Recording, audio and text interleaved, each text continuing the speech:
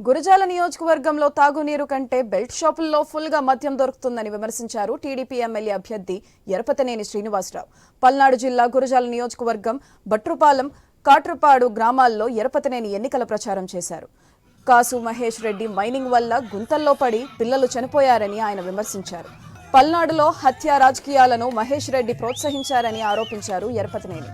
గురజాల నియోజకవర్గంలో 3000 ఎకరాల భూములను వైసీపీ నాయకులు ఆక్రమించుకున్నారని, కూటమి అధికారంలోకి రాగానే ఆ భూముల్ని ప్రభుత్వానికి స్వాధీనపరుస్తామన్నారు. గురూజీ రామనారాయణ్ జీ ప్రపంచ ప్రఖ్యాత జ్యోతిష్యులు ఇప్పుడు మన హైదరాబాద్ లో ఎటువంటి సమస్యలకైనా తక్షణ పరిష్కారం చేయబడును. సంప్రదించండి 96651137 9000004357. పెన్షన్ అన్నాం. చంద్రబాబు నాయుడు గారు 2014లో ముఖ్యమంత్రిగా వచ్చినప్పుడు 200 రూపాయల పెన్షన్ ఉంటే దాన్ని 2019కి 2000 రూపాయలు చేశారు. దాన్ని 3000 రూపాయలు చేస్తారని చెప్పి మహానుభావుడు 200 రూపాయలు పెంచుకుంటా వచ్చాడు. నిన్న అంటాడు 3500 పెన్షన్ చేస్తారంట.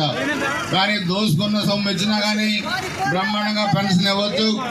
కానీ లిక్కరు, ఇసుక, మైనింగ్, మట్టి, త్రాగడానికి మంచినీళ్ళు లేవు.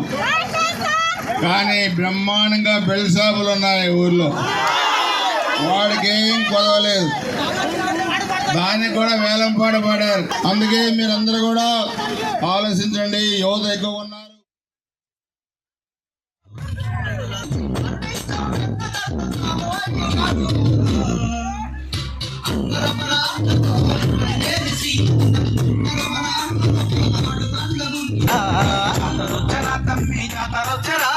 తెలుగుదేశం జెండా పట్టి ముందు నడవాలా.